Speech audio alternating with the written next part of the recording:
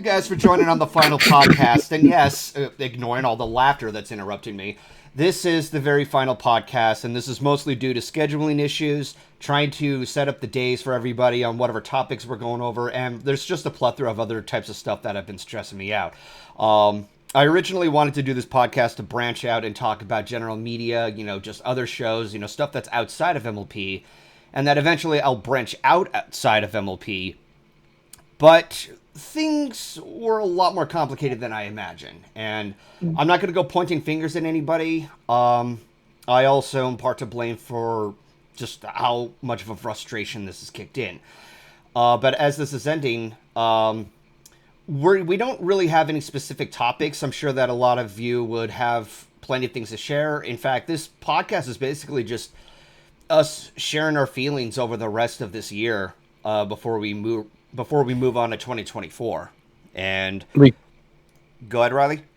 We could ask the chat what they want us to talk about. Sure. So, as we're I am opening up questions. Just keep in mind we don't know everything that you guys would ask us. Like, I was asked a lot about Miraculous Ladybug. Like, I've never heard about. I've never heard of Miraculous Ladybug. I'm like, what the hell even is that? And then you've never heard of Miraculous? Let me finish. Yeah, let me finish. I know what it is now, but like a few years ago, they're like, "Hey, GoldenFox, what are your thoughts on Miraculous Ladybug?" What the hell is Miraculous Ladybug? I could have sworn that I once talked with Key about it in your apartment, so that surprises me. No, I've seen what it looked like. Key and Golden are not completely attached. Yeah, so if I may, probably doesn't mean you watched it. Is my mic working? But... Yeah, you're working. Yeah. Okay, I'm sorry to be a little pushy like that, but I'm still trying to speak. Okay. Sorry. But anyway, with Miraculous, I took a look at a bit of Miraculous Ladybug, and I'm so accustomed to looking at cinematic CG movies that when I see how jarring the movement is in a TV show that has CGI, it's very uncanny to look at. Yeah. But anyway, we have plenty of things to go over the what happened from 2023. I'm sure you guys have things you want to share your feelings about. Derek, do not mention that in here, because we do not want to go off negative tangents. Yeah, we don't want to. Anyways, but yeah, I know I've had plenty of stuff that happened this year, but I also want to leave the floor open for you guys. So Shuka, I think you wanted to go first. I mean, I can, unless Riley wants to go first, or even you. Oh, wow. I mean, 2023, I think, has been more of an educational year for me. So it's more learning. More learning. So what education did you get? Introspection. Introspection, and yeah. Introspection. What's that? Looking at myself from an outside perspective, being critical. Anyways, so it's, so I think I've learned a few things and stuff. So, but yeah, 2023 and all has been kind of. I mean, at least the movies were good. Yeah, there's a list of movies that I've been wanting to talk about. I'm going to go ahead and write them down. I know that you guys would have things to share, but as I'm writing down the list and I'm trying to think of names. Like, there are things I would have to say about Oppenheimer. There are things I would want to say about God, I don't even know which one to pick. Oh, did you see Boy and the Heron? No, I haven't. I haven't seen it yet.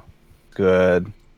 I asked my cousin about that movie because we watched all the Studio Ghibli films, and she's like, I heard mixed reactions about it. I'm like, okay, I will not see it then. It's mixed. I'm going to see it no matter what. Oh, yeah. I think people aren't really going into it with really the right mindset. Yeah. Mindset, yeah. They've become used to movies that make sense. That is not the mindset you want with Miyazaki. Miyazaki is about the feeling and emotion and beauty and imagination. It is a Willy Wonka trip. It is not meant to make sense. Or an Alice in Wonderland. I'm taking that with a pinch of salt because there was a lot of things that made sense with Princess Mononoke. Yes, but it's about the feeling. It's not about the story. The story was as basic as you get. And that's fine. Because everything around it is just so beautiful and so deep. Yep. But Pretty like, much. if you're going into Spirited Away expecting, Hollywood normalcy, you're gonna have a bad time. I watched it normally and I loved it. Yeah. But Yeah. if you're expecting the usual, the third act twist where something bad happens and it's a misunderstanding and they loved each other all along, yeah, that's not gonna happen. Yeah. Yeah, Because Hollywood breathes that stuff. By you mentioning that, that's me reflecting on my feelings on what's the movie, Howl's Moving Castle, because the ending felt extremely unfinished. Well, I mean, the book itself is a little bit weird, so just saying. So they're just following. Basically, it's an adaptation compared to making what is arguably an original story. Like, is Princess Mononoke based on anything, or Porco Rosso? No. Or okay, good. No. What about Castle? Go ahead. Miyazaki is well known for he does both. But his strong point is when he's doing his own thing. All right. Yeah. He is an interesting character in his own right. Yeah, first off, the idea that he keeps trying to retire and then coming back with one more idea is something I aspire to be. Exactly. He's passionate. No, he's the Brett Favre of animation. He is an amazing man, and I wish him many more years and much creativity. Yeah. Whatever his decision is, I respect it. That's all I'm going to say there. Every time he says he's going to retire, I just take it with a grain of salt, a pinch of salt. Yes, that you could take with a pinch of salt. But for example, his weaker movies are the ones that have like a direct storyline, if that makes any sense, or rather, they're direct adaptations of something. For example, Arrietty or World of Arrietty. It's one of his weaker films. And it's based on The Borrowers. I don't think that was him. That was like somebody else. That was him. Was that him? I know it was Ghibli, but I don't remember if he directed. Yeah, that's what I'm thinking too. Yeah, because when I think of Miyazaki, at least if he directed it, he directed Mononoke, Spirited Away, Howl's Moving Castle, Ponyo. Wind Rises. The Wind. Hang on, let me look that up. That's a really good one. That was a good one. Oh, I'm sure it is. I mean, let's see.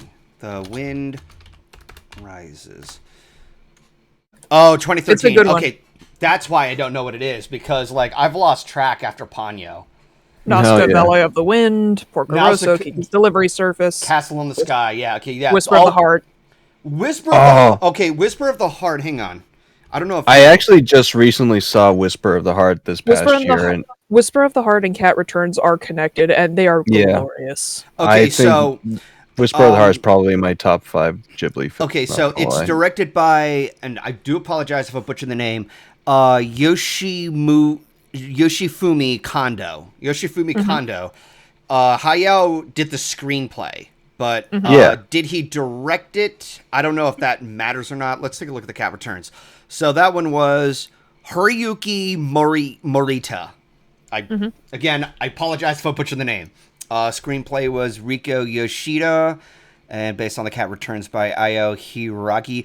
Supposedly, The Cat Returns is supposed to be a follow-up to Whisper of the Heart. Yeah, it's a loose follow-up. Yeah. So Whisper of the Heart. No spoilers are here because it's from 1995. Go watch it. So there's no spoilers here, but it's about a girl who's a writer, and The Cat Returns is the story she wrote. Yeah, the Lo-Fi Girl is based off of her. Yes. So yeah. Also, Nostra Valley of the Wind. Excellent. Yes. Yeah. No, that one was good. My favorite is still a tie between either Mononoke or Spirited Away, which is not the most original opinion out there. That's okay. Original to be. I still remember. Oh, sorry. I still remember when I went to the Miyazaki exhibit at the Academy Museum back when we. It was like me, Joey, Will, and Katie. They took us to the museum, and it was like they had a special section that was dedicated to Miyazaki for a limited time. You couldn't take pictures; you just had to go through the exhibit, and it was you're supposed to experience. It was so interesting because you saw like the hand-painted backgrounds from like Spirited Away and Mononoke, and I still like, some of the take cells. Pictures, though. Oh God, yeah! I wish I could look at those again. I'm trying to find his resume. Okay, Who? select. Okay, yeah, I found Miyazaki. So, So I'm guessing that the listing here is supposed to be movies he directed. So the first one up is from '79, Lupin III, The Castle of Cagliostro. Yep. I hope I'm pronouncing that correctly. I don't remember what film it was, but there was once a film that Miyazaki did where he wrote the screenplay. He was going to have this one guy direct, and then basically he got so frustrated with the project that he just took over directing duties as well. Oh, wow. But going over the rest of the list, The Castle of Cagliostro, Nausicaa, The Valley of the Wind from '84, yes. Castle in the Sky, My Neighbor Totoro, Kiki's Delivery Service, awesome movie, Porco Princess Mononoke, Spirited Away, Howl's Moving Castle, Ponyo, Wind Rises, and The Boy and the Heroine. Heron. What the hell? Boy and the Heroine. Okay, that would be a very interesting film. Also, there's an ad. It's spelled very similarly. I mean, think about it. H-E with an O on there. It's going to sound like it will be pronounced as heroin and not heron. Also, but that's going to be one heck of a trippy movie. There's an ad break. There's an ad break. Ad breaks. Did you hear how Amazon Prime Video is now going to have ads? No. Oh no! I'm not surprised. I imagine that people are going to have everything. Yeah, I know that people definitely had to deal with that whenever what's it called? Because I think it's happened on Amazon. Has Been Hotel.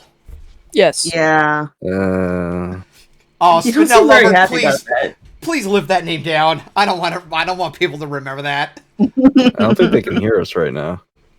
Well, they can still hear the stream. Yeah. Well, that's it to anybody who is subscribed to my Twitch channel. But anybody who hasn't, you have to deal with the ads, and I can't really do much else about it. Ads.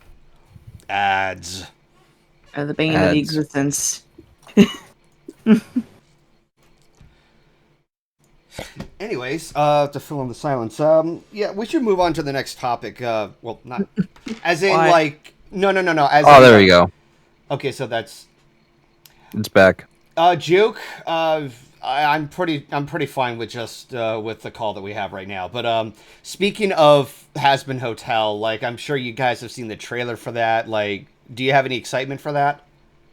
I do. It's just that I watched the trailer with Snick, and he liked it, but he was a little bit upset that they changed Alistair's voice. I was a little upset too, but I've kind of come to peace with the new voice actors. Me too. Did you hear the new list of voice actors that was announced today? Yes, Keith I'm very excited. excited. Is in there, isn't he? Yep. Keith David's there, but they also have the person who played Spinell from Steven Universe in there as well as freaking Brandon Rogers is back as another character. I say. Wait, who did Brendan Rogers play again? Blitz. No. Sorry. Yeah, Blitz from Hell of a Boss. Yeah. Oh my gosh, it's gonna be a conspiracy now that they're the same universe for sure. Well, they are the same universe. Yeah, they literally are. I mean, Hell of a Boss is like a spin-off of Has Been Hotel. Yeah, they literally take place in the same hell. You know, since we're bringing up Hell of a Boss, God, how many episodes did I miss out on talking about? Because I know that go ahead. I think you only missed out on the recent one to talk about. No, because there was also one episode I didn't like.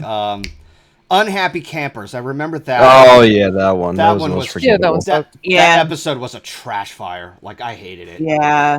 That was literally the first time a Hell of a Boss episode got me angry, like legitimately angry. Yeah. Because of Moxie being such an idiot, trying to keep his disguise going, and I'm like, dude, this is not working out for you. Please stop.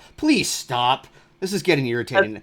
Yeah. It was like, that well.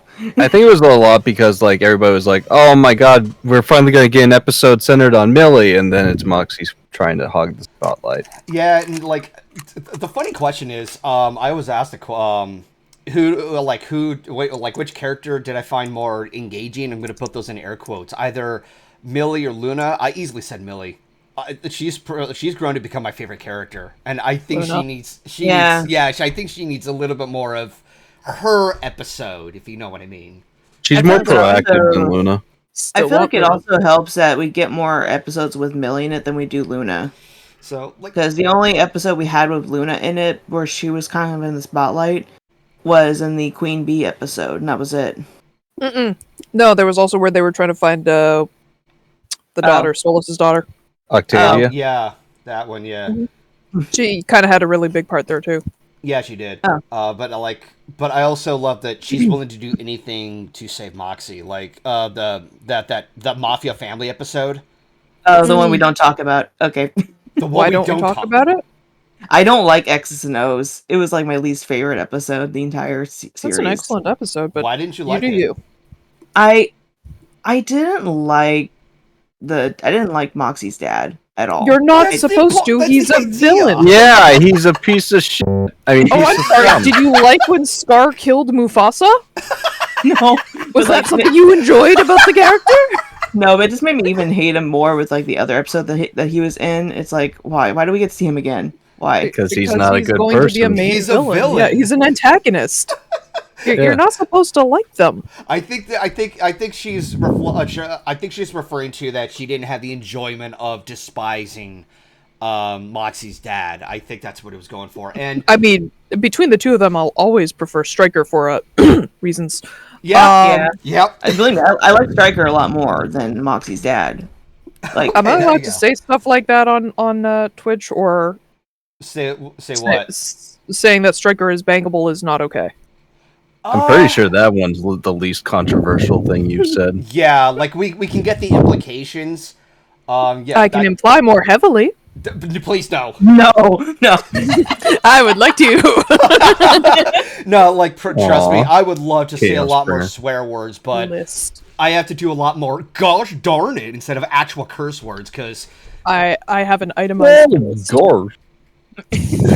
You were saying, Dusk? I said I have an itemized list for Stryker, shall we say? But no, I was asked if who I found more attractive or who I found more interesting. I'm choosing my words carefully, and I chose Millie over Luna. Luna, let's be real, Luna is there mostly for furry bait. Yeah, she is the most generic furry bait I have ever seen. I am hooked. What can I say? And the funny thing is, I was also asked, do I prefer her or that one Fox B character from Queen Bee? Queen Bee. That's a hard decision. I easily went for Queen Bee. Like, they're pretty much the same character, pretty much. I'm surprised none of you are talking about Veronica. I don't know about Queen Bee. I mean, yeah, I know that she's also furry bait, but she's... Riley, the thing about Veronica, she's meant to be like that, though. Yeah, Veronica's not meant to be likable. You know? No, she's not. It's the same thing of what Shuka said about Moxie's dad. It's like, he's supposed to be despicable. I'm having one problem. Uh-huh.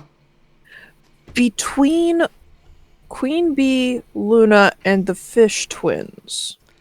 Oh, Glitz and Glam? Yeah. Oh, them, yeah. I honestly like Glitz and Glam a lot more, just because their design is something we haven't really seen in the show so far. And the fact that they are supposed to be clowns is also... I like their design. Oh, I very much like their design, shall we say. Yeah, I like their design over Queen Bee, honestly. Yeah. I do like what they did with Queen Bee, just her design from a character perspective is fantastic. It's just really complicated, so it means we won't get to see her a lot. Yeah. Why did someone in the comments say they prefer Stella? Stella is just so mean. Who? So good bird. They're just they prefer Stella. What lies are you speaking, sir? Hold on. Don't you mean because those names sound so similar. I think he's getting mixed up with the other With Octavia? No, that's the daughter. Oh, Stolas, yeah. No, I hope Stella is Stella and Stolas is Stolas. 25, 75, 23 for me. Went through a lot of good and bad. Oh, they're sharing their share of 2023. So going over the episodes, Unhappy Campers was an absolute trash fire. It was garbage. The only thing interesting about that episode was Barbie Wire and her connections with Blitz. And that's like near the end of the episode, and then we get this silly 80s song reference, and then a kid gets blown up by a firecracker. Like, it was the most forgettable episode of the season, and I prefer to forget about it because I can't stand cringe humor. But the following episodes, one of them was Oops, I think it's what it was called. It's when Blitz's brother is involved, and they both get kidnapped by Stryker. Oh, you mean Fizzaroli? I think so. Fizzaroli's not his brother. He was like a childhood friend that he had a crush on. Well, they were like brothers. Yeah, they were raised together. The one thing I was that really was hitting with me in that episode was like during the flashback with Fizzaroli and Blitz was that Blitz's dad gave Fizzaroli a card saying "Wish you were my son." I'm like, oh, that hurts. No, his dad's also a terrible person. So okay, yeah. So we'll just call him Fizz for short. I do want to say that the relationship between Fizz and his I'm guessing it's his boyfriend, or are they actually married? What are you talking about? Ozzy. I think he's talking about Ozzy. Ozzy, yeah. They're boyfriends, but they're secret boyfriends. Secret affair. Yeah. Secret love affair. Because with Ozzy being that specific sin, it's like he would like be looked down upon. Yeah, he would be looked down upon. Like, well, especially with an imp within the hierarchical societies of hell. They're like the lowest of the low, basically. But Fizz and Ozzy, Fizz and Ozzy are an absolutely adorable couple. When you think about it, they're one of my favorite ships in the entire show because of how cute they are. And the seventh one, what's it called? Mammon's Magnificent Musical Mid-Season Special. That was a... I have so much to say about this episode. I loved it. I love that episode so much. I liked it too. It's like Unhappy Campers was that one like bottom drop, and it just skyrocketed in its quality afterwards. Like, I especially loved the little duet song that Fizz and Ozzy had. It was so cute. I loved it.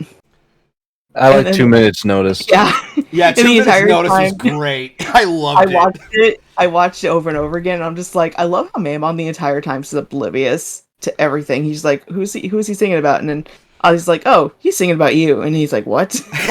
But yeah, Glitz and Glam were really good character designs. I hope we see them more because I like the idea of them. Depending on how it looked, how they were last on screen, I don't think we'll see them again. Yeah, I also like that they brought Blitzo to help Fizzaroli and Ozzy during that episode. Yeah, you're dead naming him. Yeah, I'm used to saying Blitzo. Yeah, Blitz. The O is silent.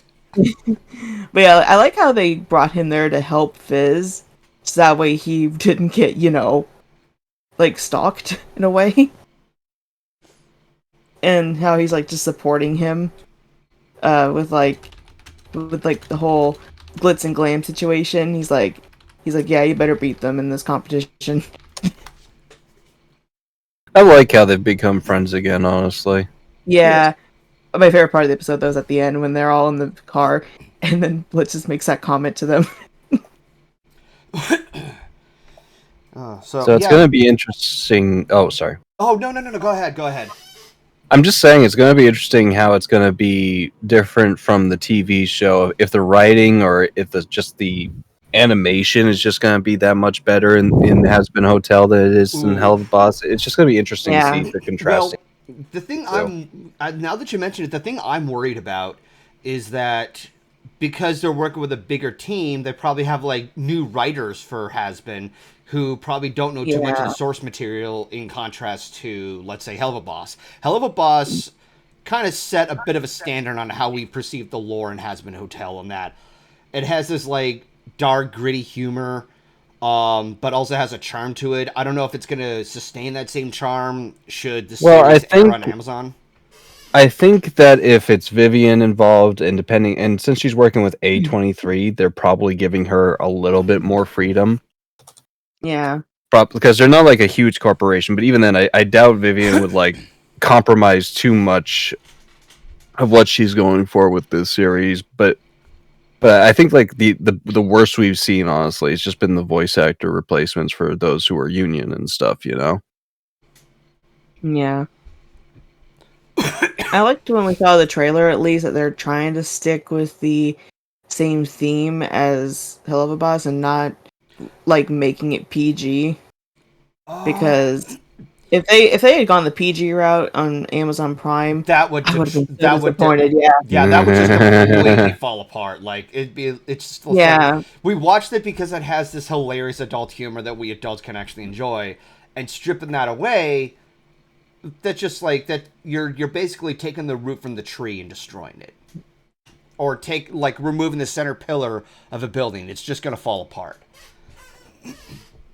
Yeah. Trying to find the best metaphor possible, but so outside of Husband Hotel and Hell of a Boss, Shuka, I know that you had some feelings about Five Nights at Freddy's.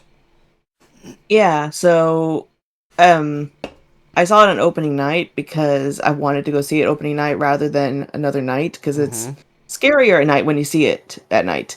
And I saw it in IMAX, so the surround sound was really good.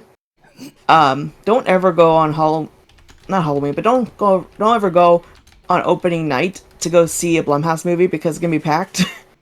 And like the movie itself was good. Don't get me wrong, I loved it. It's just that the people that I sat next to made the experience worse for me. Oh no! Like, you know how people get overreacted when they see people on screen that they know? That happened the entire time. Like when we saw Matt Pat show up in the movie for like 5 seconds, people were like screaming, and these group of guys were screaming next to me, and I'm just like, can I just watch the movie? And then when they saw that one guy at the end of the movie who was the taxi driver, I didn't know who he was. I had no idea what his name was. And literally people were screaming again, and I'm like, they make this experience worse for me. Yeah, well, I mean, like some people were a little too celebratory on the movie. Yeah. You were saying, Dustin? Nah, it's okay.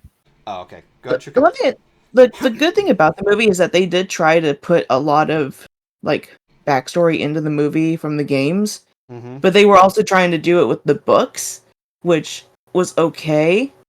Is it that they tried so much to put too many things into the movie and made it more confusing? Because like they tried to bring in Security Breach with Vanessa with the original cast of the first game, and then they bring in Springtrap, and it's like, I'm sorry, you're bringing too many things into this. Okay, so Key has a lot of knowledge with Five Nights at Freddy's. Like I watched this movie completely blank, so my perspective is different compared to hers. But she said that there were a lot of things that were different. I do remember hearing Snake saying that they didn't follow the game at all, which I'm like, if it didn't follow the game at all, then what are these animatronics doing here? Like, I mean, they warned us ahead of time that, like, Scott Cawthon warned us ahead of time that he was not going for the games. He was trying to go for more of the chapter books because there was more story there. I think the movie was going for its own direction, but still have the same familiar characters and atmosphere, which to me I think was the bigger selling point in the source material of Five Nights at Freddy's. Yeah, because if you look at that one scene, spoilers to anyone who has not seen the movie, but there's like a specific animatronic that they used that they were going to stuff Abby in, and that's the same animatronic that was in the chapter books. We never saw the animatronic in the games. Okay. And I think her name was Charlotte or something. I can't remember what the animatronic's name was, but like, I like how they were going more towards the chapter book scene because, like I said, there was a lot more to work with in the books than there is in the game. Because in the games, like in the first 4 games, you don't know who you are pretty much. You don't know what the story is. I mean, it's a basic setup of trying to survive until morning and trying to follow a couple of procedures before any of the animatronics sneak up on you, and that's just the basic premise. Now, from my experience of watching the movie, because I saw it in theaters with Keyframe, and just aside from what she said, I still found it to be enjoyable. Like, I can see that it has an appeal for the fans. I am anticipating to any future installments because there's been talk about a sequel to FNAF. Yeah, there is one already being in the making. Right. Like. And it's like, I can agree with everyone saying that, like, it was a good thing for Scott to like push this movie back so much he did because he wanted to make sure the movie was really good. Because like he went through so many different script ideas with this movie, and it's like, at least we got a movie that was actually worth the money going to go see. Okay. I'm gonna say that, like, I think the movie was, because, like, this year has been a very rough year for cinema, especially Disney, because they've been dealing with flop after flop after flop. And like, I'm not gonna say it's like one of the best movies this year. I mean, Five Nights at Freddy's is nothing to blow your skirt off of. It's an enjoyable little flick, and I could tell that Matthew Lillard, who was like, yes, it's a bit of spoiler in there, he was having fun with his role. Yeah, I'm gonna say from there. I'm not gonna say who he plays and everything. I also love the opening sequence when they're showing the arcade screen machines. Maybe that's just a bit of nostalgia on my part, so I'm a bit biased. But it had that haunting feel, and I was able to grasp it. I'm like, okay, I like where that's going. And I like that when you think about the pacing of the movie, the main character, he spends 5 nights at Freddy's. The 5th night is the big climax. Yeah.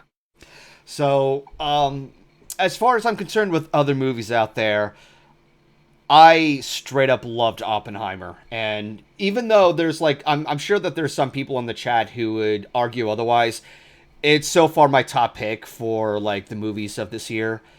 It's definitely a movie that you have to pay a lot of attention to. And I do apologize for changing the subject right there. But I do want to get down to... Okay. I do want to get down to other movies that have been out this year and I wanted to talk about. But with Oppenheimer, it's 3 hours long and it requires a lot of attention that you have to pay. It's I was fascinated the whole way through. Oh, absolutely. Yeah, like I love how it was executed.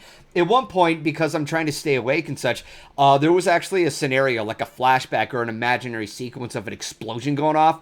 Woke me the hell up. It's just all of a sudden, I'm awake.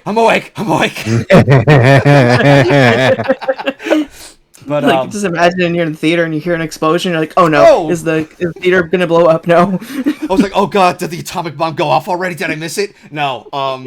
The way that scene was executed was brilliant. It was amazing.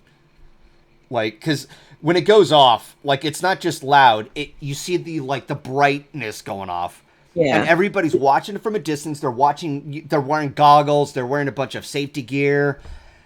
The audience is now blind. Yeah. I got that reference. And only a small bit of it was actually CG because Christopher Nolan is a madman. You know what? That's actually one of the few occasions where I will agree on using CG for something.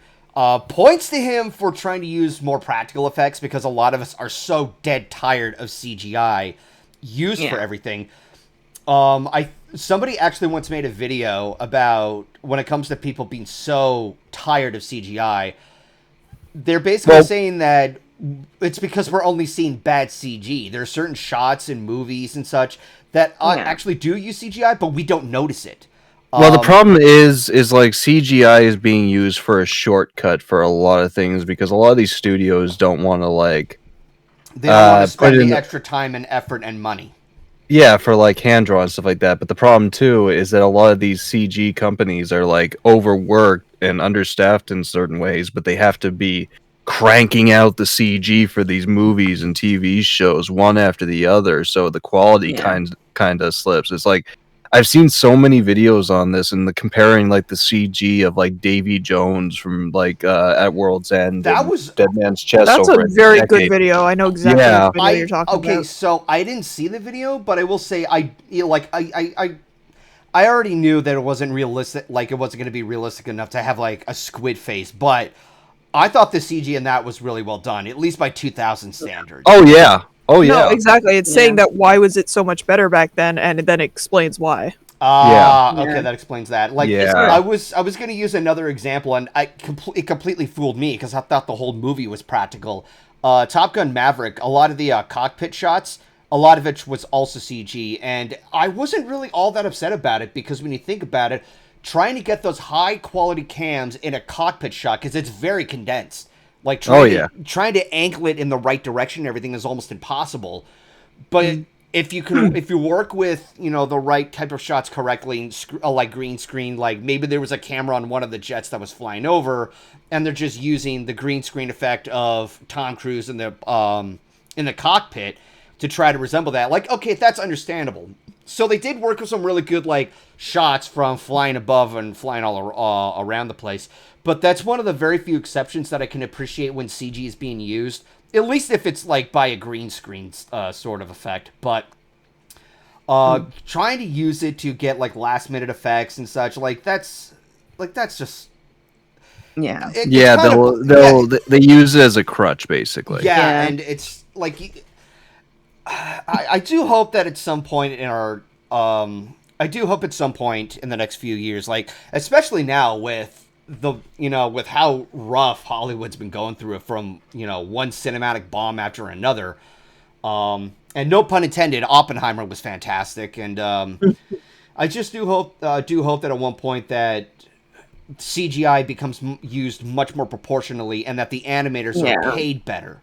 Like use them in better quantities instead of just like relying on them for a crutch or a shortcut. Honestly, I think the CG studios need to unionize for one thing. Well, they've been working on that, but Disney is not allowing theirs to unionize. Speaking of Disney, boy, they've really hit the this year. Yeah. Honestly, I thought we were watching our language. Oh, sorry. I won't lie. Speaking of Disney, did you did we ever talk about Once Upon a Studio or Wish? Oh no, I've seen that. I absolutely loved it. I cried. I felt it was a much better, 100-year anniversary thing than Wish was, and I haven't even seen Wish yet. I saw Wish. I heard the movie was a nothing burger.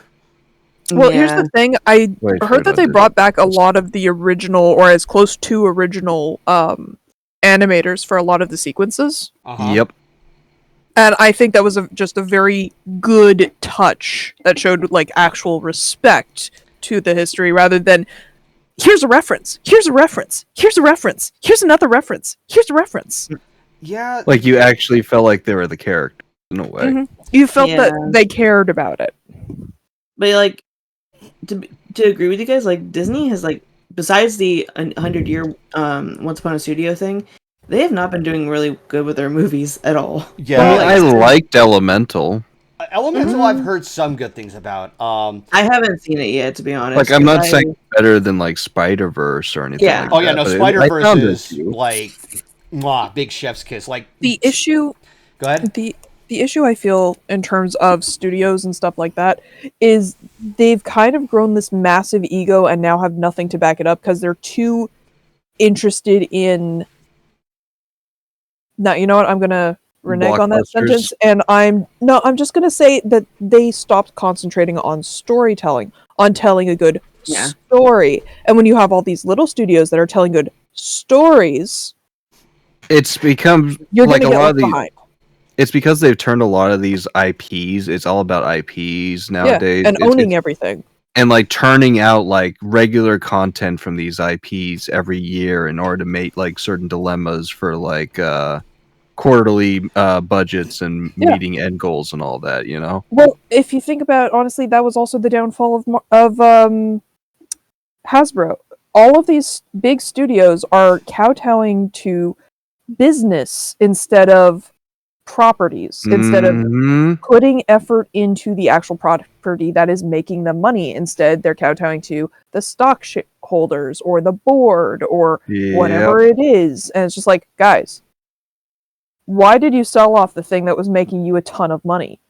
Do you realize that could still be making you money, but no, you decided your shareholders need more shares because that's what's important. People who are putting money into a property, into a show, into a business are doing it because they want that business to succeed, not because they want that business to fold.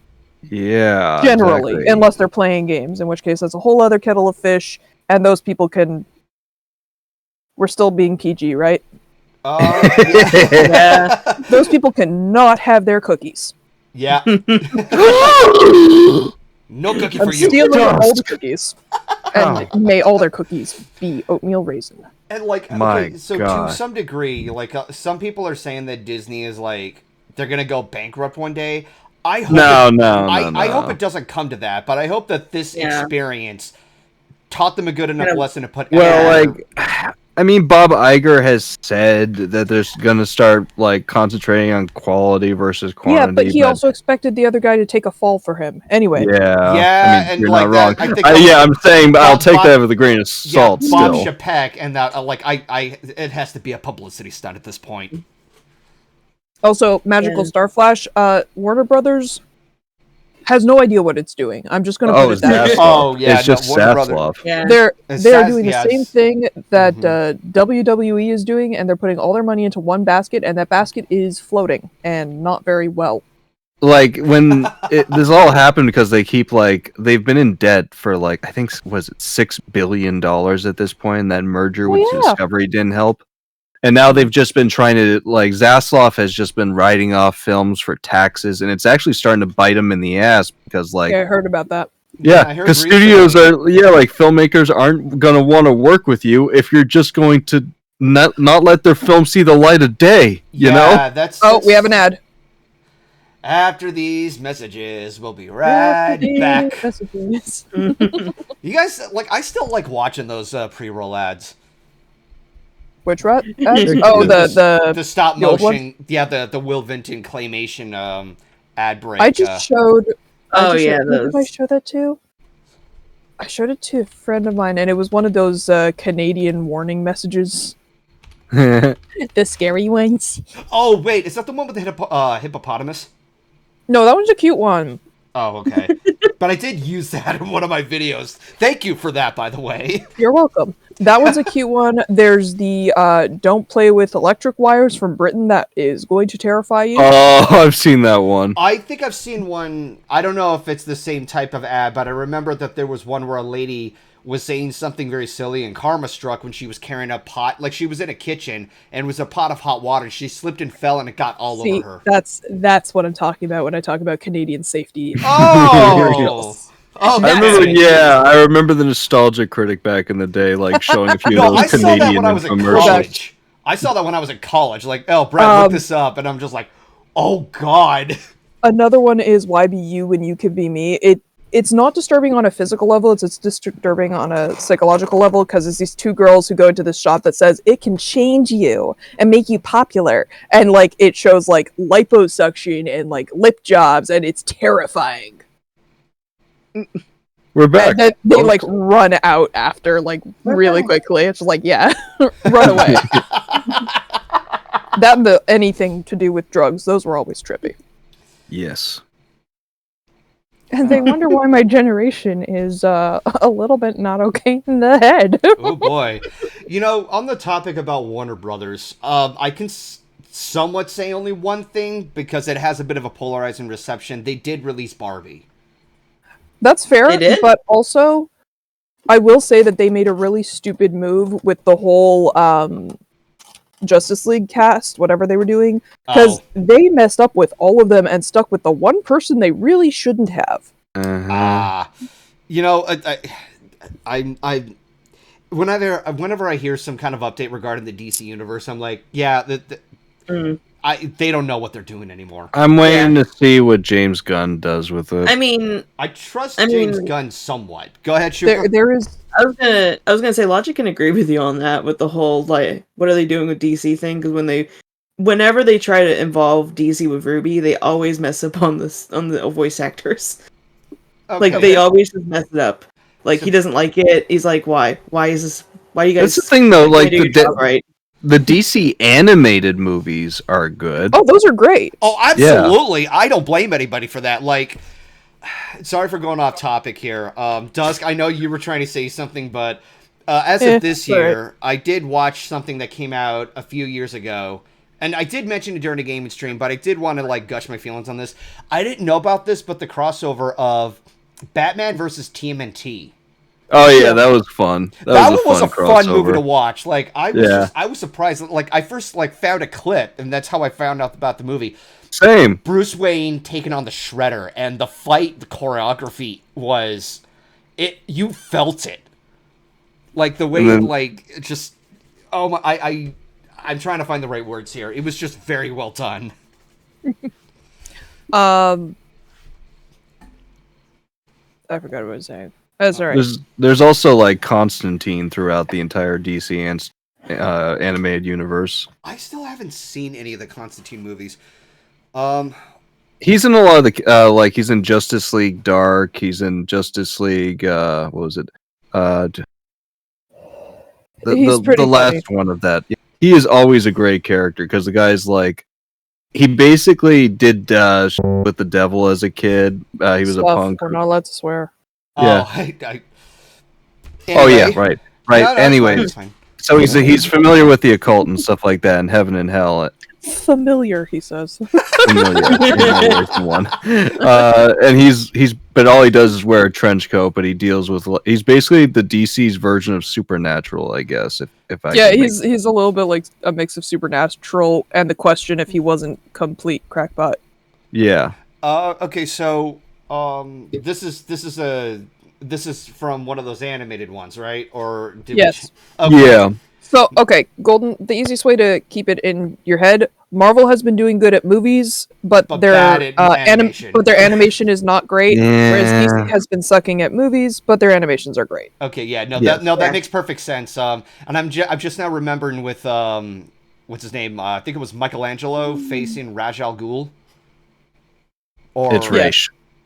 Yeah, Ra's al Ghul. Just like, fool, I'm hundreds of years old and have been trained with the greatest warriors. How do you expect? Pow! Right in the nuts. Just, yeah, I would have to explain it a little better, but if you watch the movie, I learned that from a rat. Also, I am being called away by a certain demon boy, so all right, I'll see you guys fun later. Happy 2023 and happy 2024. Yeah, screw you, 2023. This year sucks. It did. It really did.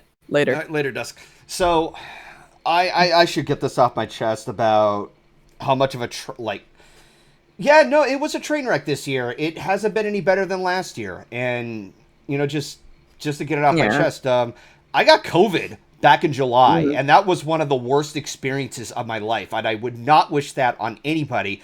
Whoever got tested positive for COVID, I wish you a very good recovery. I know that I've heard somewhere, and I'm taking this with a pinch of salt, that it can kill you. It hasn't been a near-death experience on that, and I'm going to put a pin on that, but it was awful. But I got it in January, so I feel you, man. No, like my experience with it is that the first day I got it, because I got it from Chrissy, and Chrissy got it from one of the cons that she attended. Oh yeah. But at I had it, and I had such a nasty, vicious tension headache. Like my body was screaming at me. Like it hurt so bad. And I'm. Did you also shake a lot too? Yes. So many shivers. I was shivering so bad. And this is from someone who gets hot too easily. That speaks volumes. Like, oh my god. So, I could feel my body screaming at me, like, try doing this, try doing that, and I'm pacing around the room, like, I could not relax at all. I had to go into the shower, and I had to use cold water. It was not pleasant. It was super cold, like, oh my god. Yeah. No, I got you, man. Like, I had that happen to me, and it almost paralyzed me for a bit. I had to, just go into my bed and just get my body to stop shaking, Oh, my God. I personally never had COVID this entire year, or Consider even during the pandemic. Lucky. But, we had other things going on where I worked, because I work in a preschool. I told this to Riley, I think. But, we had a case of RSV in our classroom. Uh-huh. Which is, it's an infection or, a disease that spreads from kid to kid and actually can hospitalize kids. Ew. And then we did have, within the last week of our semester, we did have a kid who tested positive for COVID in our room, so that was fun. Oh, no. And then, the entire rest of the year, I was sick, 3 or 4 times during the year. Oh, you and I don't get sick that often.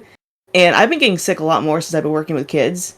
Oh. And that's how bad it is. I mean, yeah, that makes sense. Kids aren't exactly cleanly. No.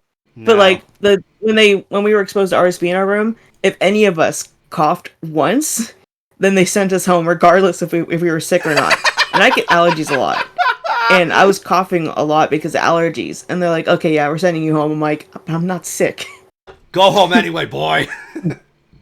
But yeah, it was just whoops. Between that with just that last month of the semester for us was just crazy. And then being moved back and forth between rooms because we were short on teachers the entire semester. It's just like,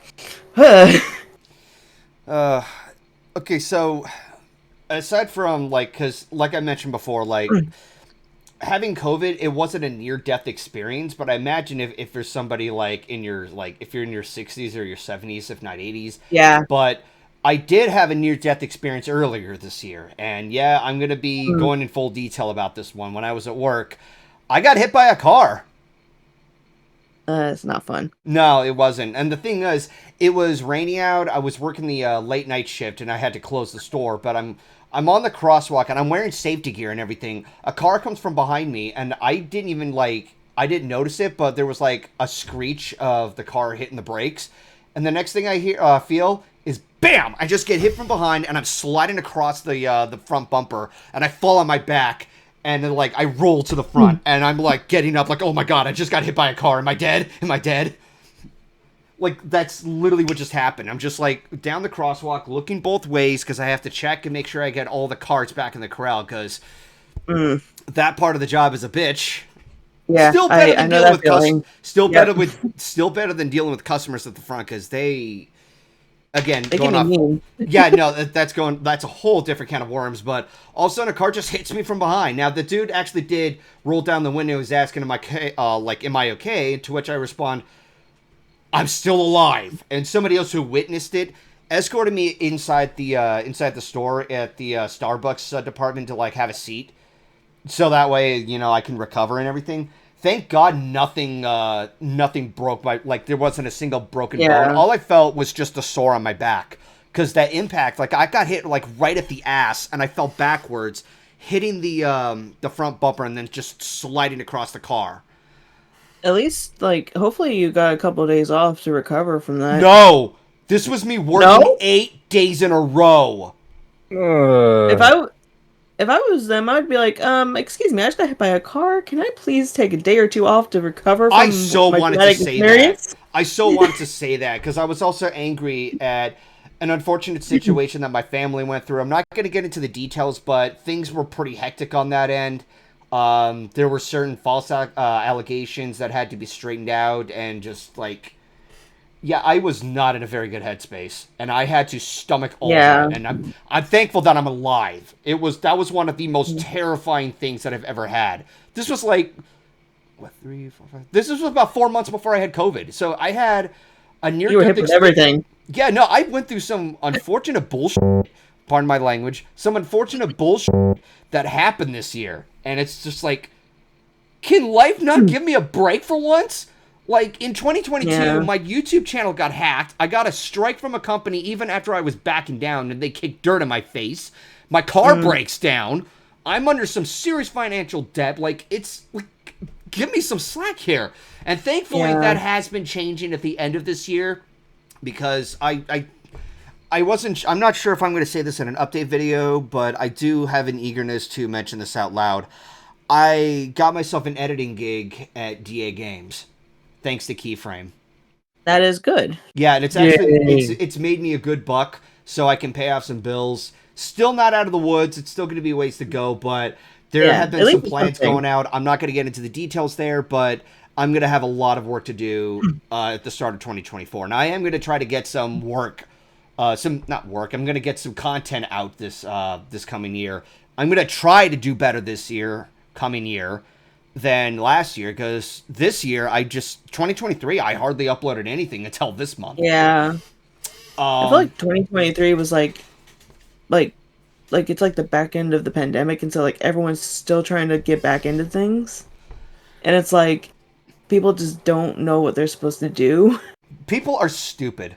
Like, I'm just gonna mention this right now, like, because when it comes to working at customer service or bagging service, customers are they're obnoxious to deal with. Like, there's having to bag them, because normally when a customer comes in and they're bringing their stuff, I ask if you want bags or not, okay? And I put them in their grocery bags, which is a rack directly in front of you. They're easy to open, they're easy to manage and everything.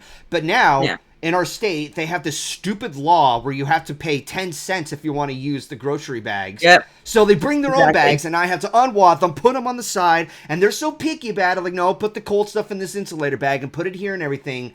And I'm just like, you know what? You just bag it yourself. That's my suggestion. Yeah. Bag it yourself or take it to your car and bag it because it's so much more time consuming and everybody else has waited in line. It is a pain in the ass. Yeah. It's stupid. It's annoying. Yeah.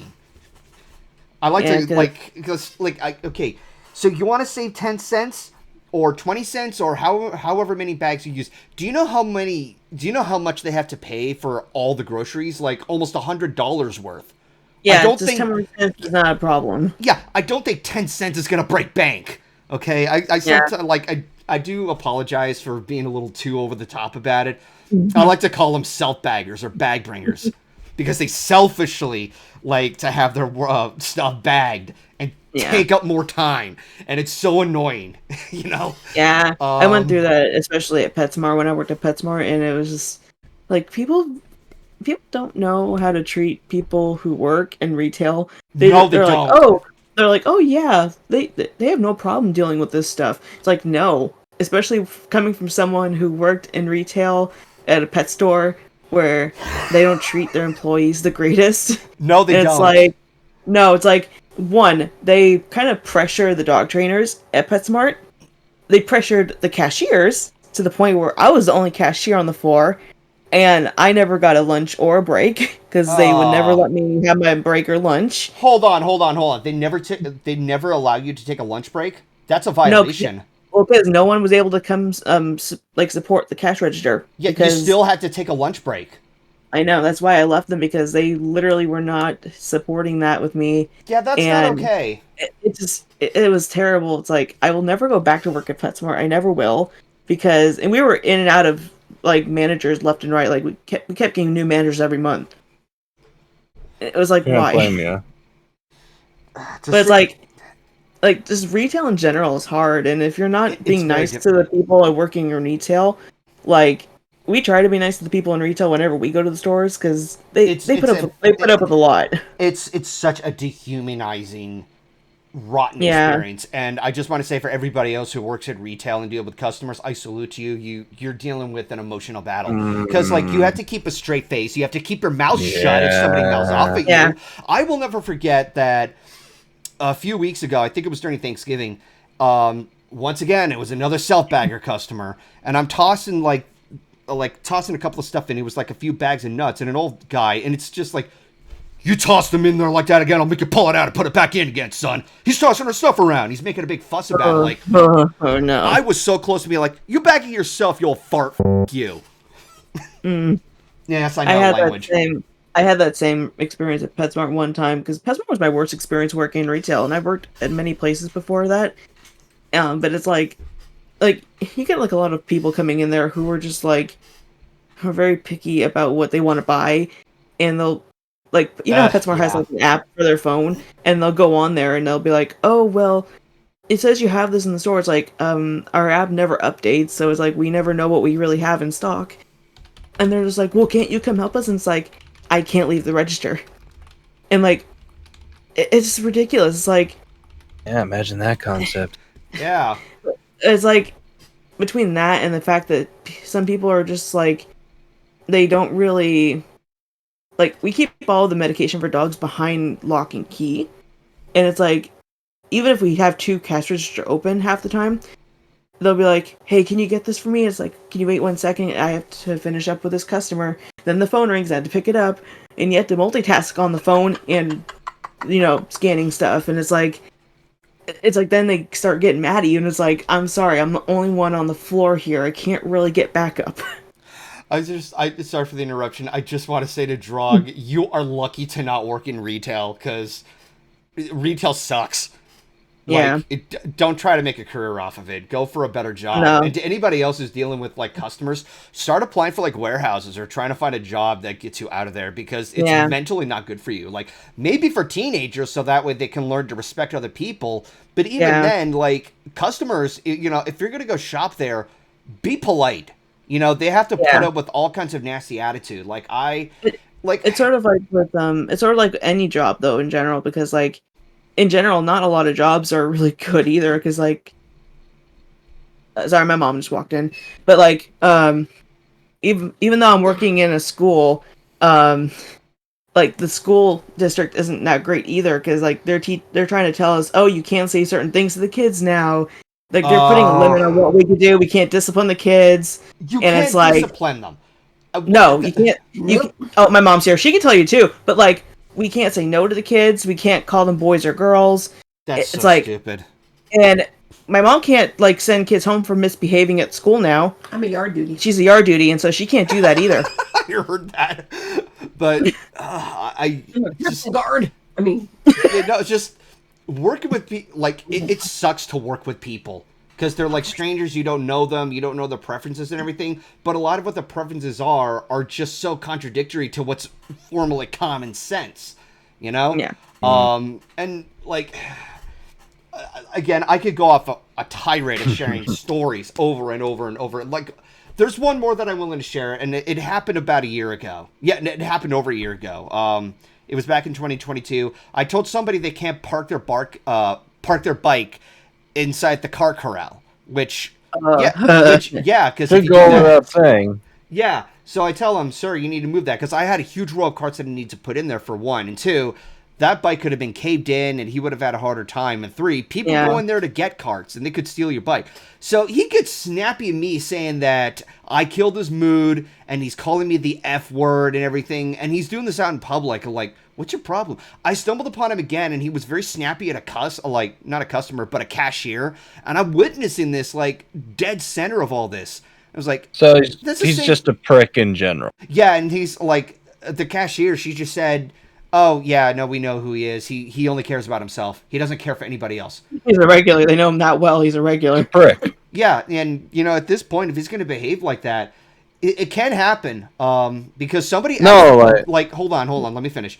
There was somebody who actually threatened to hurt me because he said I threw a bag at him, which I didn't. I just handed it to him. It was the holidays. It was stressful, but, if they let these people off scot-free doing that, they really ought to be banned listed and not be allowed to set foot on the property if they're going to behave like that. Because that thing is, like, it's sort of like when people are, like, shoplifting and everything, they can't really do much. It's like, you're not allowed to confront them, or else you could be hurt. I will say from experience that there were a number of occasions where we have caught a lot of shoplifters. Now, luckily, we had security, and we even had a police car, an SUV. There was a dude who he tried to steal a big shopping cart filled with several, like, bottles of liquor and laundry detergent, and just, like, it was a big car filled in. And we just saw him trying to get that out there, and we got the police, and the police came and, whoop, put your hands in the air, and we all witnessed it, and I'm just like, good. We had to actually scan each and every one of those items, so that way we would write off the charges of how much he was stealing. Yeah, because, like, my mom had to deal with someone who was trying to shoplift. It was back when she worked at Sally Beauty, and it did not go well for her, because apparently her just, like, going out there to at least, like, get the license plate of the person who was stealing stuff, they said that was confronting the shoplifter, and she got fired because of it.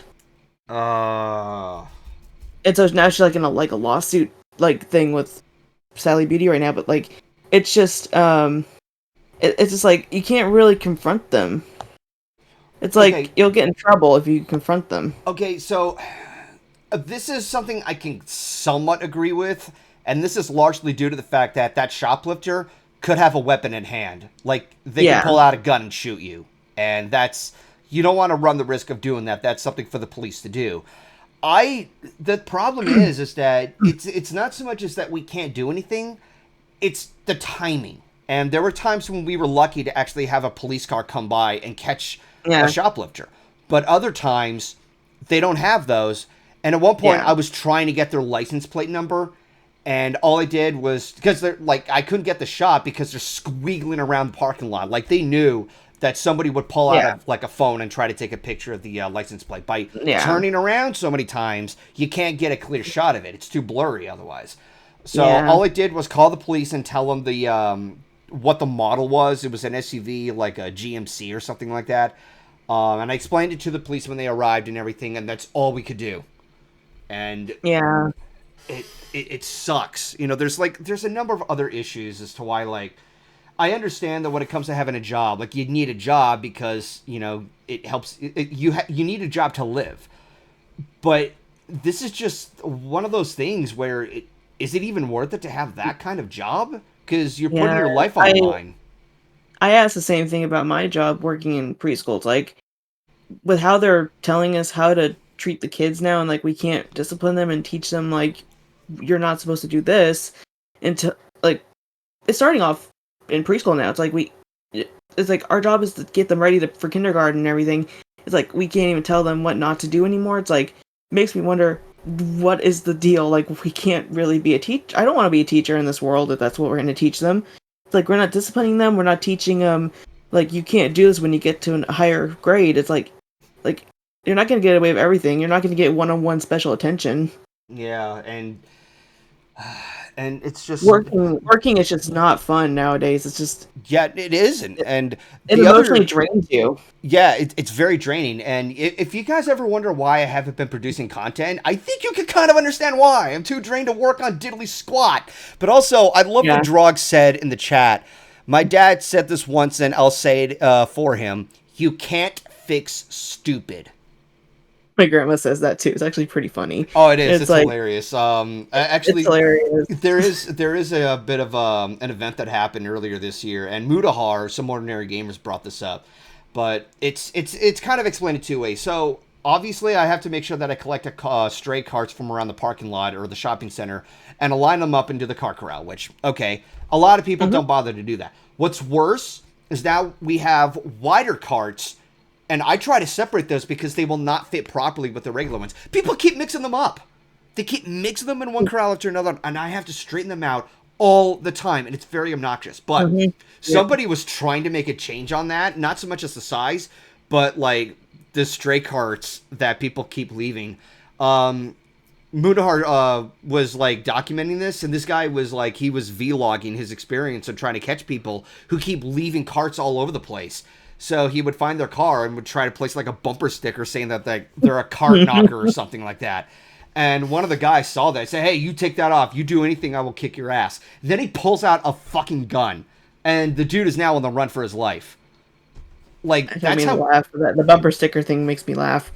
Yeah, so it's just like, so you can't even do that. Because people will go ahead and pull out a firearm over something as minimal as a shopping cart, when you could just simply put that inside a car corral. Like, they don't want to be they don't want to be bothered. It's an inconvenience to them, and that's the key problem here. A lot of people don't like to be inconvenienced. Like, we have to, like, we're paid to be inconvenienced, but they're not, and that's the mentality. And this is also on top of the fact that when people use the restrooms, they don't clean up after themselves.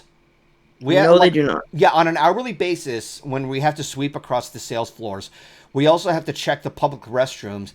And yet, half the time, they're not flushed. I have to wipe down the toilet seats because they're pissing all over them. It's disgusting. They're animals. Yeah. They're it's like... Yeah, and I have it's to... It's like... I was going to say, like... Oh, sorry. Well, I'll also finish off with this. Sometimes they don't bother to lock the door. And I said that out loud, and he said, next time, just knock on the door. No! I'm not going to knock on the door. If the lock says vacant, I'm going to open it. You are responsible for your privacy, not me or anybody else. Like, it's just they don't want to be inconvenienced. That's what it all comes down to. We're like, where'd you learn your manners? Yeah, they only care about themselves, just like that biker guy who snapped at me. I mentioned this to my family about this over Thanksgiving and even over Christmas. It's like. When I go to a place that I, like, during Christmas shopping and everything, we had to go to the restroom because we're eating out and everything, trying to get stuff done, and I'm like, I have to use the restroom, I'll be right back. I go to the restroom, I'm like, I don't want to use the restroom here, it's disgusting. It's like, I work with little kids, and our job is to help them learn to clean up their mess.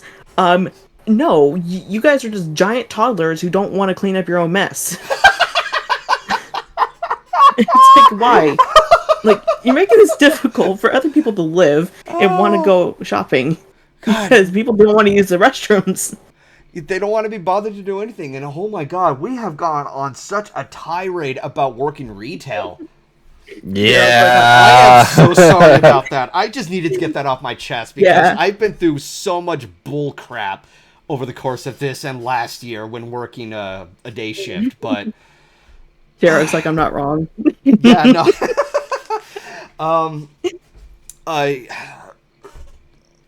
What else is there left over to talk about for 2023? Riley. I'm pretty sure you would have more to fill in.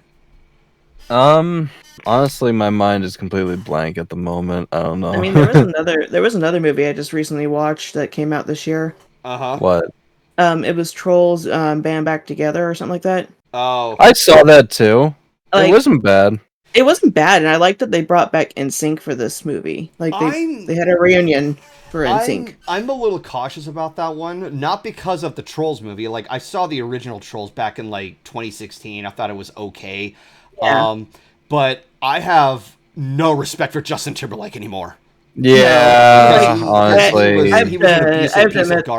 He was an abusive piece of garbage to Janet Jackson, and I'm like, no, go die in a fire. And Britney Spears. Yeah, go die in a fire. Yeah. I mean, I have to admit though, the music from this last movie was actually pretty good. Yeah, it was good, but it's hard to like when I know I have to think of him acting, but at the same time it's in the back of my mind about how like the stuff I heard about him and Britney Spears and Janet Jackson and keeping that in context. Yeah. Oh, somebody asked earlier this year about the Game Awards. I heard that the Game Awards was trash fire.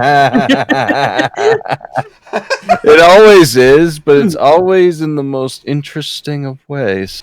I know. I couldn't watch the Game Awards because I was at work, but I did see a shot that they had a Muppet in there or something. They had Gonzo, and he showed up for like 5 minutes, and then he was gone. Even though they broadcast him as like a co-host of the thing, and I'm like, okay.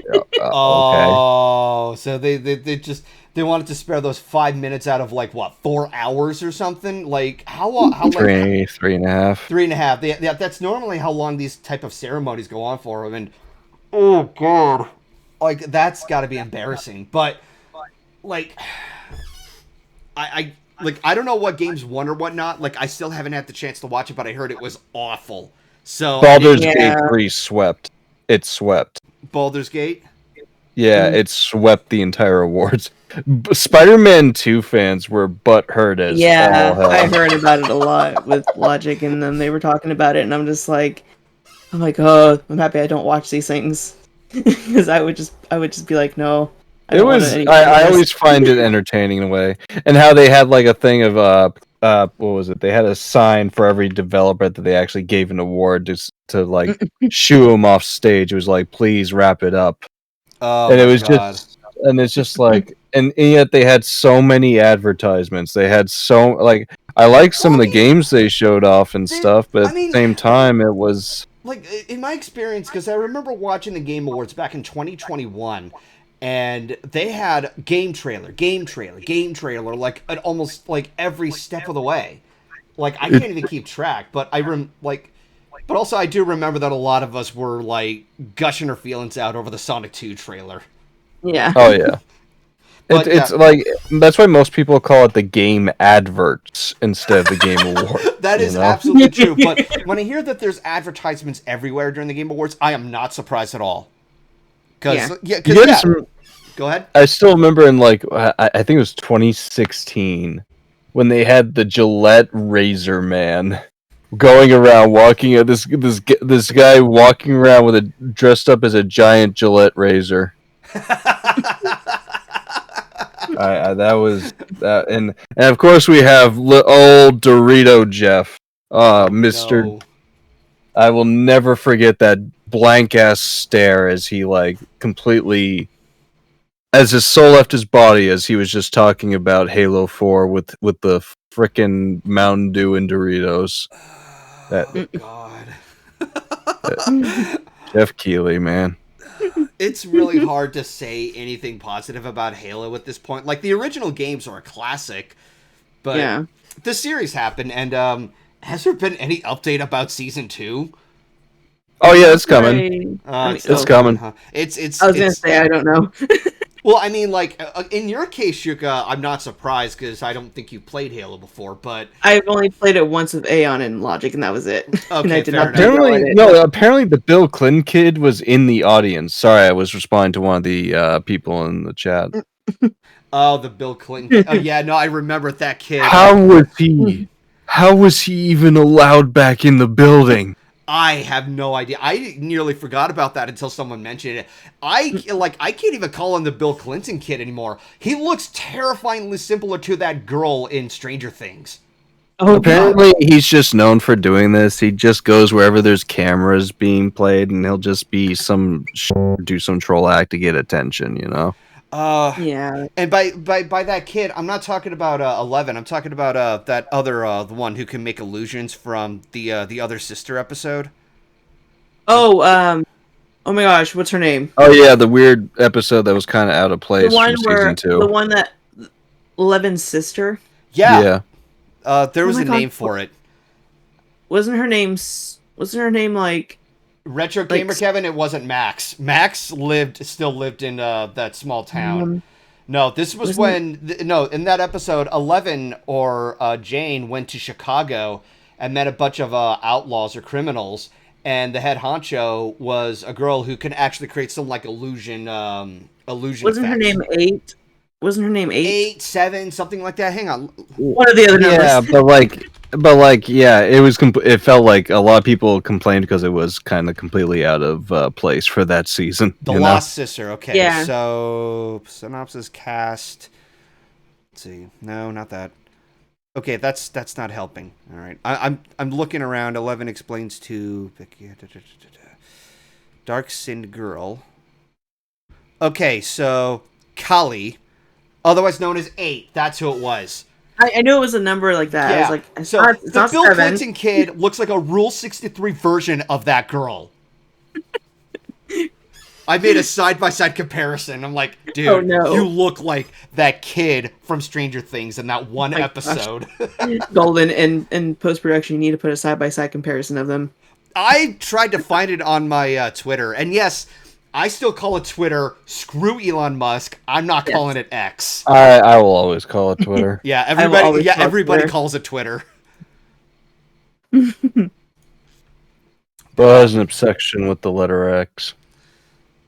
I mean, like, X has been used in a number of things, like Mega Man X or Bro 90X. Yeah, it's just like it's like a naturally cool sounding letter. Because it so sounds, people put in everything. Because it sounds like it's half the word of extreme. Like, yeah. There's nothing extreme about posting little opinions on a social media. There's nothing extreme about Twitter. There's nothing extreme about it. It's just another platform like Facebook.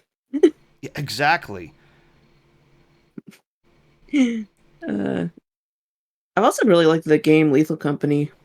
Lethal Company's been very big this year.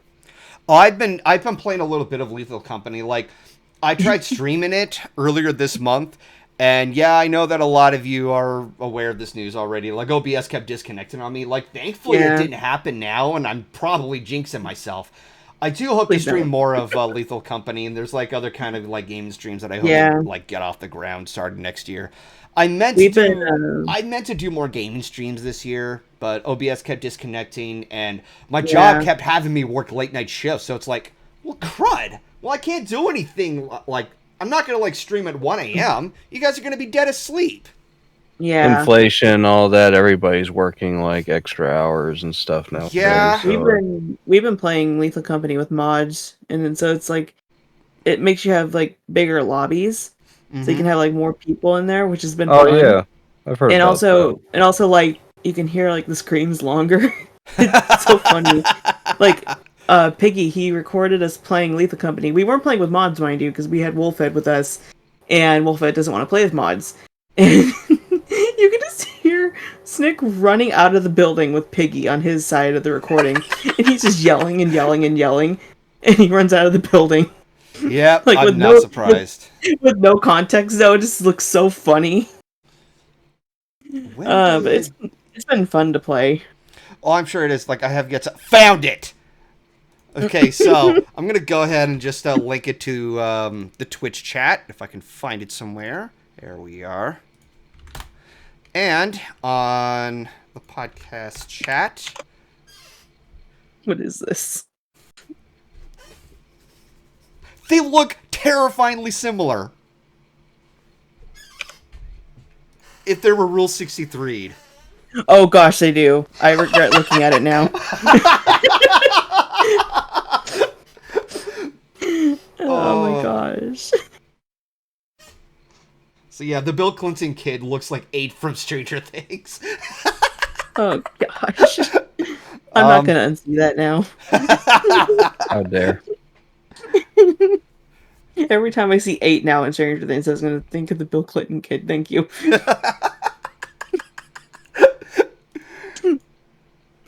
The stuff that we all had to deal with. Well, okay, it didn't scare, but it does look very they do look very similar, but it's a scary kind of like realization that they look similar. Yeah, but with that said, have we left out anything else? Like I know we can't do like nook and cranny of every single thing, but no. But chat we'd be here for hours. Yeah, we'd be here for too long. We're basically just wrap it up and just like saying, screw you, 2023. But also, we got to make next year work. Yeah, maybe discuss like what we're planning to do for the next year, like what our goals are. Like not goals, but like what we plan on doing. Trying to get some certain things done, I guess. Yeah, we all. I'm not. It's not that I'm looking forward to next year anymore. Yeah. Because it's an election year. Oh God, yeah, I'm gonna try not to. Okay, so I did hear some positive news. A couple of states are rejecting Trump, and I'm saying this very. I wasn't saying that to inviting political talk. I was saying that just in general, everyone's gonna suffer. Yeah. But no matter, Trump is not going to be running. On. Yeah, hopefully, like I'm pretty sure. I'm more than certain that next year Trump is not going to try to run for president again. No matter what, like it's not going to be a good year for an election. I can tell you that right now, especially with how things are going back east, like in like the other countries. That's not going to be fun. But like I know that Golden has some things he's going to be doing. Like next year's going to be crazy for other people. Like for me, it's like my last semester working at the college. Because I'm also graduating in the spring. So like it's gonna be a chaotic like next semester for me. Specifically because last general ed class and not working really, but volunteering at another center for class. And so and then just like trying to figure out what I'm gonna be doing, like living situation wise. It's gonna be fun. Well, adulting is so much fun. Well, at this point, like we're kind of just milking this podcast dry. So I am gonna say this: I am gonna do pretty much most of just like group conversations are gonna be just taken to the den on my second channel, which is more of a hangout stream than it is a podcast. And basically, any kind of events that happen, we'll briefly talk about it and just look over a few things. I am unfortunately going to have make a few little restraints here and there. Some of you in the chat will probably already know about this, but Riley, Shuka, I don't know if you're caught up to speed, but I have to be extra careful with whatever videos we ever watch on YouTube. Like, that I understand. I understand. Oh yeah, that's understandable. Yeah, because Epidemic is don't support them. They claim to be a label for royalty-free music, but they want you to pay for a subscription so that you won't get copyright claims. That's not how it works. No, that's not. Manipulative, scummy behavior. So I have to make a list, and I'm willing to make like a separate channel on my Discord server of, do you think you can react to this and react to that, but also like do a couple of other things and not just react to stuff. Because I also have to make sure that I commentate on everything, because I don't want to be like Sniper Wolf, where I'm just like, bro, or at worst, just stalk somebody, because that was not cool. That's crazy, bro. Chat, that's crazy, chat, that's crazy. Chat, crazy. chat. Isn't it chat? Isn't it crazy, chat? Copyright claims are a female dog. I love that. But yeah, so I have to look over whichever videos, like even by request by some people, I would have to look over the video itself off stream to make sure, like, okay, what songs are being used and such. Because I'm also avoiding ones from Artlist. Because Artlist does the same thing. Like, you have to pay for some kind of monthly subscription to use that. Like, I'm not doing that. We're literally putting together, like, we're using royalty-free music to avoid this kind of bull crap. That's why I still stick with Contact or Kevin MacLeod. His music is very memorable. Like, people still love Kevin MacLeod. And his videos, like, he doesn't try to manipulate everything, and he's doing just fine. Yep, he is always a classic to use. Yeah. But aside from that, I hope you guys enjoyed the last of this podcast, because, like, I understand that everyone wants money now, but you also have to earn it. You can't just manipulate people. That's like, I'm sorry, we work hard for money. We work hard for it. Yeah, you have to work hard for it. You have to earn it. And a lot of people want to find shortcuts. And shortcuts are not fun. Takes the fun out of everything. Yeah, you're trying to use a cheat code in reality. Just use cheat code like in the action replay stuff from the Nintendo DS era. No, I'm just now imagining that within reality, some people, like corporations, are like, I have a Game Shark here, guys. We can make extra money with this. And just like Game Shark. Anyways, hope you guys enjoyed the last of the GoldenFox podcast. I'll see you guys on the Den stream from this point out. And I hope you guys have an enjoyable rest of this year, and wishing you all a good 2024. Catch you guys later. God damn it, Riley.